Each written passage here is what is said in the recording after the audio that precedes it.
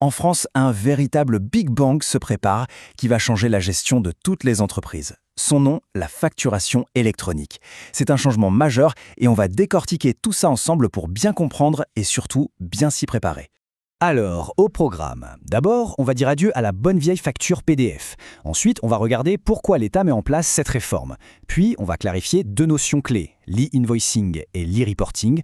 On parlera aussi des dates à ne surtout pas rater en 2026 et 2027. Et on finira avec un plan d'action très concret. C'est parti. Allez, on attaque direct avec le plus gros morceau, la fin de la facture PDF telle qu'on la connaît. Et oui, c'est un changement de fond, un vrai tournant pour tout le monde. Bon, c'est vraiment là que tout se joue. D'un côté, on a ce qu'on connaît tous, le PDF, ou même la facture papier qu'on envoie par mail.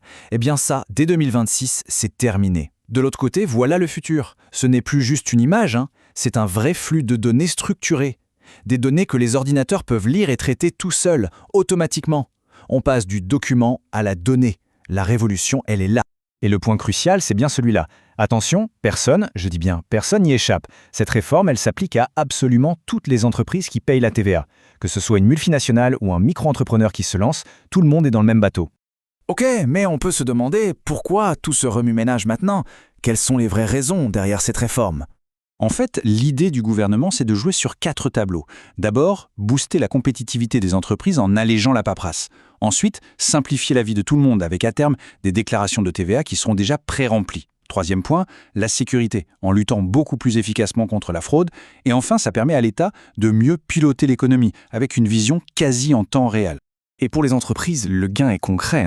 On parle d'une économie qui pourrait aller jusqu'à 75% sur le coût de traitement d'une facture. C'est logique en fait. Moins de papier, moins de saisie à la main, donc beaucoup moins d'erreurs. Le gain de productivité est énorme.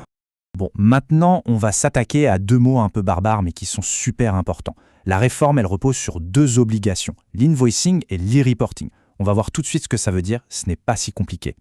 Alors, l'invoicing, c'est vraiment le cœur du réacteur. Ça concerne toutes les ventes et tous les achats entre professionnels en France. Pour faire simple, chaque fois qu'une entreprise basée en France en facture une autre, eh bien ça, c'est de l'invoicing.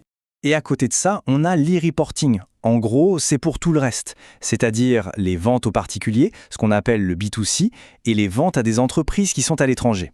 Là, attention, on n'envoie pas la facture elle-même, on envoie juste un résumé des données de vente à l'administration. Alors, si on résume, pour que ce soit bien clair, pour l'invoicing, on envoie une facture sous forme de données à son client professionnel français en passant par une plateforme. Pour l'e-reporting, on transmet les données de ses ventes aux particuliers ou à l'étranger à l'État, toujours via une plateforme. C'est vraiment 2 choses différentes, avec 2 cibles bien distinctes. Bon, on a vu le quoi et le pourquoi. Maintenant, la question qui tue, c'est pour quand? Et attention, le calendrier est serré, ça arrive très très vite. Il y a 2 grandes dates à graver dans le marbre. La première, et c'est la plus importante pour tout le monde au début, le 1er septembre 2026. À partir de ce jour-là, toutes les entreprises, sans aucune exception, devront être capables de recevoir des factures électroniques. Le même jour, les plus grandes entreprises devront, elles, commencer à en émettre. Et ensuite, 1 an après, le 1er septembre 2027, cette obligation d'émettre des factures électroniques s'appliquera à toutes les autres, PME, TPE et micro-entreprises.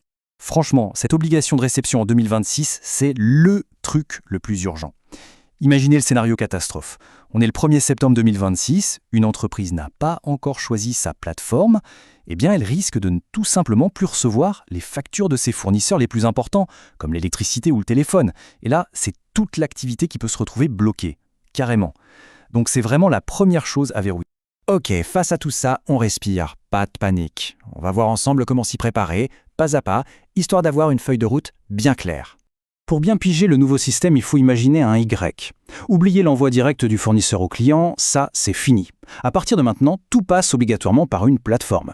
Le fournisseur envoie la facture à sa plateforme, et cette plateforme, elle fait un double boulot. D'un côté, elle envoie la facture à la plateforme du client, et de l'autre, elle extrait les données importantes pour l'administration fiscale. On a bien un flux à 3 branches, d'où le fameux schéma en Y. Et cette plateforme, justement, elle a un petit nom, c'est une PDP, pour plateforme de dématérialisation partenaire. C'est un opérateur privé, mais qui est certifié par l'État. C'est lui qui va jouer le rôle d'intermédiaire de confiance pour gérer l'envoi, la réception des factures et la transmission des données à l'État. Autant dire que bien choisir sa PDP, ça va être absolument crucial. Bon, concrètement, par où on commence? Voilà un plan en 4 temps. Premier temps, à faire dès maintenant, faire le point, cartographier ses flux de facturation. Est-ce qu'on facture des pros en France, des particuliers, des clients à l'étranger? Deuxième temps, pour 2025, vérifier ses outils. Est-ce que les logiciels de facturation actuels sont compatibles? Troisième temps, super important, avant septembre 2026, faire son choix. Il faudra avoir sélectionné sa fameuse PDP. Et enfin, quatrième temps, la mise en œuvre. Dès 2026, il faudra tester la réception et ensuite préparer l'émission pour sa propre échéance.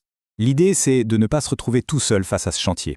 Heureusement, l'administration fiscale a mis pas mal de ressources en ligne. Sur le site impôts.gouv.fr, on trouve des fiches pratiques qui sont très bien faites et surtout la liste officielle des PDP qui seront certifiés. C'est vraiment le site à mettre dans ses favoris. Au final, on le voit bien. Cette réforme, c'est beaucoup plus qu'une simple mise à jour technique. C'est une vraie transformation de la manière de travailler. La question, ce n'est plus de savoir s'il faut y aller, mais plutôt comment bien s'y préparer. Plus qu'une contrainte, c'est une opportunité de repenser sa gestion, de la moderniser. La question est donc de savoir si les entreprises sont prêtes à saisir cette opportunité.